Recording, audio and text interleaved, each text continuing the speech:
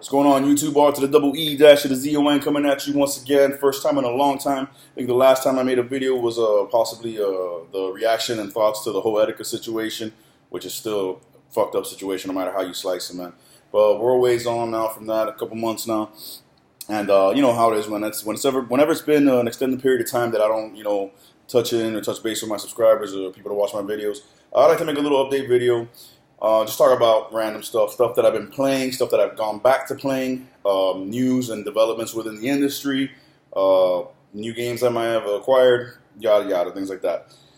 First and foremost, man, I get into some news. I mean, I'm not breaking any news here. If you guys are any kind of gamers at all, you've already heard this. I'm just re-emphasizing it and putting it out there for anybody who might not have heard some developments.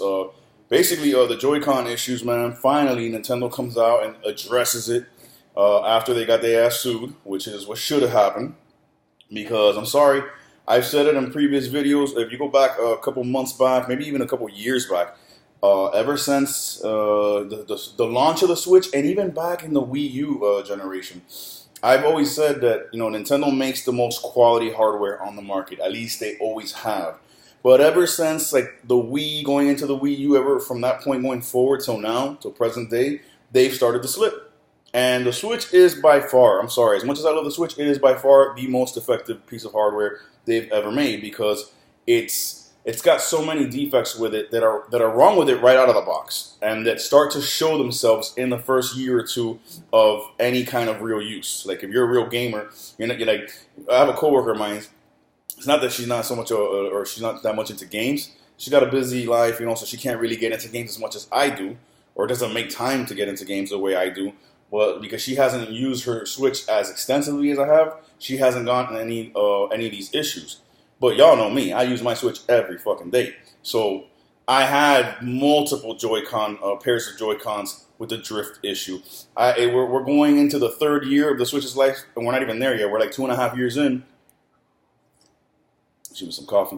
We're like 2.5 years in, and I've already bought 6 pairs of Joy-Cons, okay? And that's not to collect them. As much as it would be nice to have all the colors, it's because every pair I get ends up fucking with the drift issue, sooner or later. And to the point where they're not usable. It's like your character's running every which way. You try to go up and down on a menu, and you can't go down. It goes up 3 spaces instead of 1. It's all fucked up. So that's one issue. Kickstands breaking off. Plastic by the vents cracking. The game card drawer, the little door where you put in your game card and you click it close, begins to loosen over time, and it's not as secure. So as a result, sometimes it doesn't read your cartridges. All this shit happens with the Nintendo Switch. It blows my fucking mind how many problems Nintendo has had with this console. Or not how many problems they've had, how many problems they've let slip by in the production instead of, testing this shit and getting back to that quality Nintendo hardware they always made.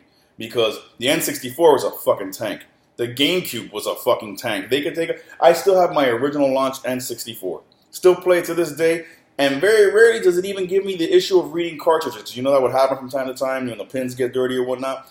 Very rarely does it even do that. It plays, no problem. The controllers play, no problem.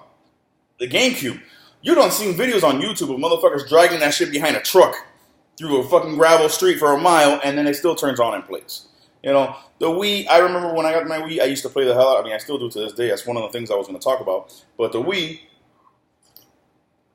I remember when it was in its original production, in its original life cycle, I think it was like 2.5, maybe 3 years in of me playing the shit out of my Wii since launch in 2006. The motherboard got fried. I had to send it into Nintendo to get the motherboard replaced. Okay? The Wii U, I had to send in, if I'm not mistaken, for sure, I had to send in the gamepad at one time. There was the Christmas for Xenoblade Chronicles, that year where Xenoblade Chronicles X came out, I was getting it for Christmas, and I got it for Christmas. That Christmas vacation, I was without my gamepad. It was at Nintendo being repaired because the screen got fucked up and it wouldn't turn on and connect anymore. I think also I had to send the actual console in itself, the Wii U console in itself, and on a different occasion for either the optical drive or something, and it got fucked up.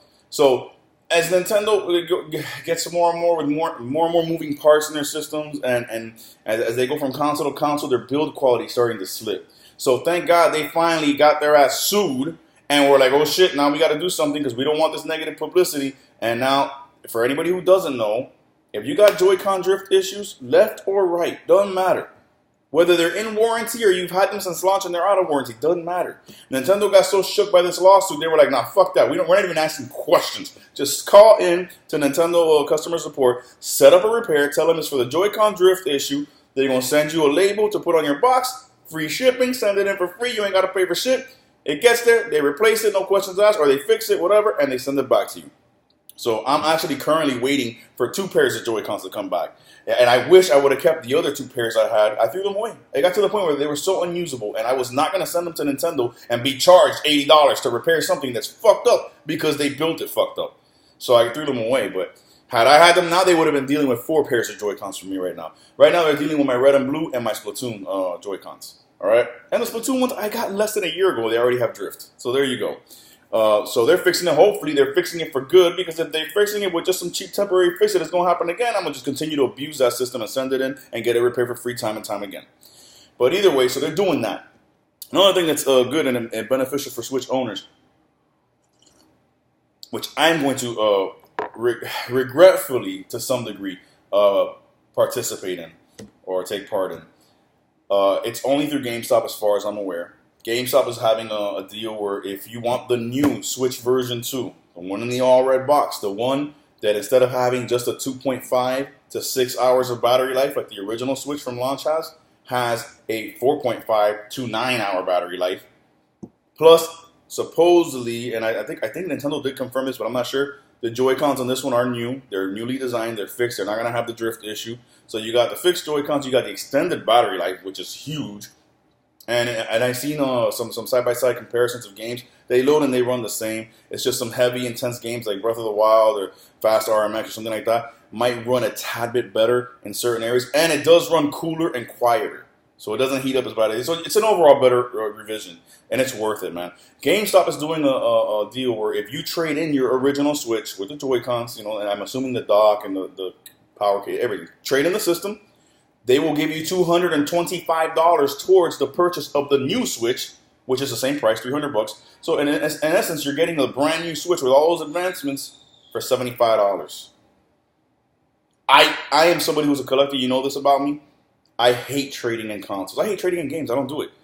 But man, dude, as much as I want to keep my original Switch because it's my launch Switch and all that, I love collecting stuff. I don't like trading things in. As much as that is the case, I have to do it, man. I can't be spending all this money, man. I got 3 kids. I got a wife. I got to economize where I can. So $75, dog, you can have my original Switch. I'll take it in there, trade it in. $75, maybe $10 more for a screen protector. I'm good to go. I already have my travel case. It's coming with a dock. I already have, 3 pairs of Joy-Cons. It's all good. So if you guys are interested in that, that's also happening. Now, as far as me, man, what have I been doing, man, since y'all last saw me? Man, I've been gaming, man. I've been gaming. That's a nonstop thing.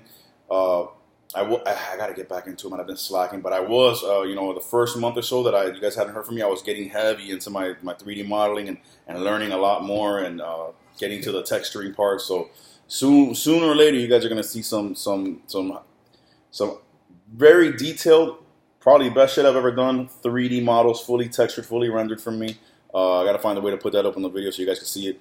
I'm working on a great white right now, a great white shark. Best one I've ever done. I've done a couple in the past. They've been good, but this one is like fucking, it looks amazing. I'm also working on this, what's it called? I think it's a dark spider crab. It's a type of crab, it's there. I'm working on that with one of my boys was teaching me how to texture. But I got to get back into that, man. He had, some health trouble, on his side, and I did over here too. Everything good with both of us, but that kind of delayed things. But other than that, man, I've been gaming, man. Man, the retroness, man. I love. That's why I said I don't like trading shit in. I like having all my shit. Perfect example. I had the kids, my kids, because y'all know because of the divorce. My ex-wife has my kids 50% of the time, and I have them 50% of the time. That's my 2 sons. My wife has a daughter who's my stepdaughter. She has her the majority of the time, but my stepdaughter also likes to spend some nights at her grandma's house because she's very close to her grandma. So sometimes we don't have any of the kids here. Sometimes we have one. Sometimes we have all 3. Sometimes I only have my 2 sons here, but my stepdaughter somewhere else. When we have all 3, it's hectic. We had all 3. So my wife is on the TV. My son is on my Switch playing Fortnite, so I can't take that away from him. My wife is on the TV. My stepdaughter's on her TV. I can't use my Switch. My kid has it. I plugged in my Wii U, used the game pad, and was playing Donkey Kong Country Tropical Freeze, playing Star Fox Zero. You know, I always got something to game on, dude, because I keep all my shit. But it's really just because of Nintendo, because I can keep all my shit, and if it wasn't for innovative systems like the Wii U and the Switch that have off-screen play, I still would have been fucked. But that's just a funny little story, man. But yeah, man. Been going back, man, and playing. I got this itch to play the freaking the original Wii, like always, my second favorite console of all time. And while I was playing it, I just had to glance up at my GameCube collection, and I was just like, and yeah, man, I just started going. I just started going. I just started man. I just started going. I just started going in. I just started going in on all this goodness.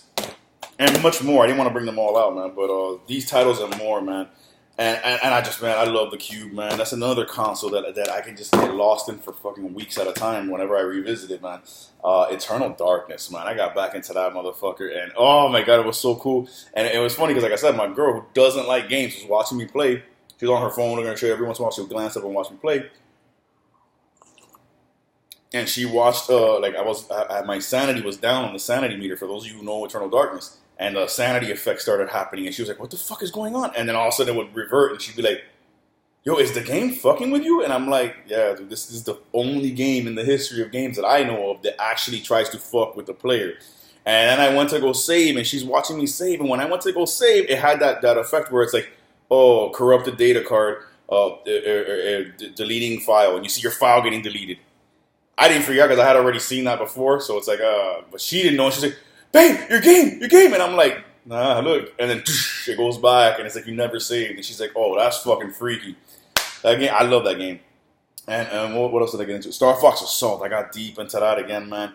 The Cube, man, the Cube, I might even do a part 2 of this video, man, just because the Cube was, man, the Cube is bittersweet for me, man. It's bitter because it's bitter because until the Wii U, it was the lowest selling Nintendo system, which it just did not deserve to be anywhere near that low. I mean, if you look at that generation, the GameCube was miles ahead in power and everything that it could do compared to the PlayStation 2. There's just no comparison, dude. When you would look at a GameCube game and then you would look at a PlayStation 2 game, the PlayStation 2 game, a lot of the times, looked like a half, not a full generation, but like a half generation behind the GameCube. That you could see more jaggies and more things in the, more sharp edges in the polygons of what was there in the PS2. And then when you look at the game, when you look at Metroid Prime or something, it was like boom, smoother, faster, more vibrant. It was processing with more power, dude. It was right there, matching the original Xbox, slightly under. It should not have been a 22 million cell system. It should have been a 40, bro, even more. It should have been a 50 to 60 million seller at the very least. It's bitter because of that. It's bitter because it was the last time Nintendo said, fuck it, we're going to come with power, dude. It's bitter because of that, man, because I really miss that Nintendo. As much as I love Nintendo now, I miss the Nintendo that was like, look at how nasty Wave Race looks. Look at how sick Star Fox Assault looks. Look at F-Zero GX, how blazing fast and clear this is. Like, I miss that Nintendo that was like, yo, y'all want to fuck with power? We can fuck with power. You know what I'm saying? So it's bitter because of that, but it's so sweet because it has such an amazing library, man. I'm running out of time. I'm actually going to do a part 2 because I want to gush a little bit more about the Cube, man. God bless y'all. Stay gaming. Peace.